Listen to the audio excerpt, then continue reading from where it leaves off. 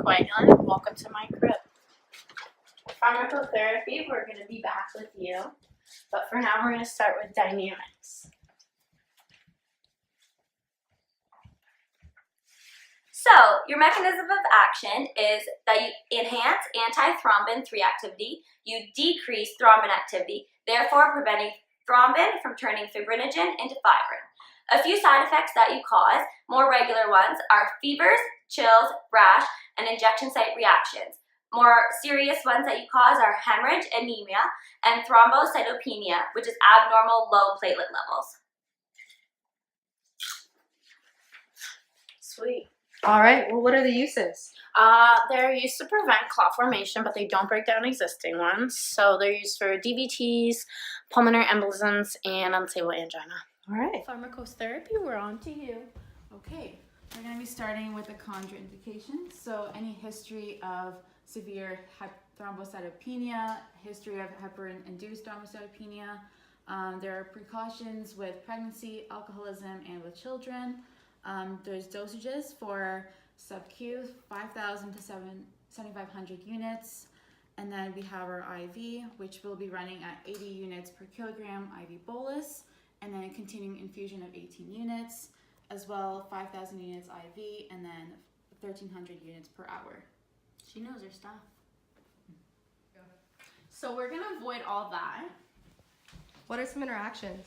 Some interactions are decreased platelets, increased bleeding, and increased potassium. So you should be mindful of your dietary choices. Okay, perfect. Now we're going to move on to pharmacokinetics. Hey, so you're absorbed into the body through IV or sub-Q. You're distributed through the blood and you're metabolized by the liver and kidneys. Your half-life is about 1 to 2 hours. Your onset for sub-Q is 20 to 60 minutes. IV is immediately. And your peak is sub-Q 2 to 4 hours. Duration sub-Q 8 to 12 hours. IV 3 to 6 hours. Perfect.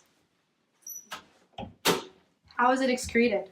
It's excreted through the urine, just like kinetics was doing in there. Perfect. So now we're going to move on to nursing considerations, so follow me.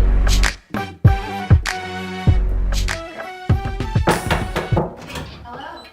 Hello. Come take a seat. All right. Alright, so as the nurse, our role here is to always take a set of vital signs for you. On top of that, we have to ask that important question. Do you got any allergies? Nope.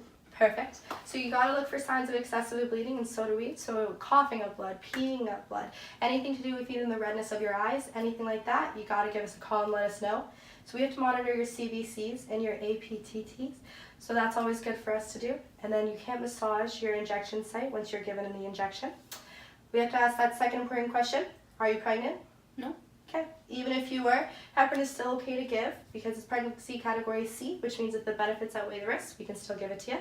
So we have to monitor your platelet count every 2 to 3 days because we don't want that to drop too low because we don't want you to get into a state where you cannot clot anymore. So then we got to look for hypersensitivity, and you should tell us if you experience any rashes, chills, fevers, itching, anything like that, you let us know. We're going to be evaluating your therapeutic response to make sure it's working for you. And then on top of that, things for you to do, avoid over-the-counter medications. You might want to get a soft bristled toothbrush because you don't want any any bleeding in your gums there. Probably avoid any contact sports, anything like that. Wear and emergency identifier bracelets, people know. And the most important thing, you got to tell us if you're bleeding and let us know about the bleeding, all right? Sounds good. Perfect. Thank you.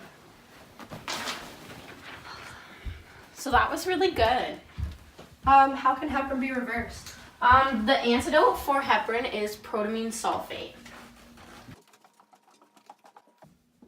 Well, thank you for coming to my crib, but it's time for you to go. I have lots of important things to do because I'm very important. Lots of clots to prevent. So we'll see you later. Thanks for coming, guys.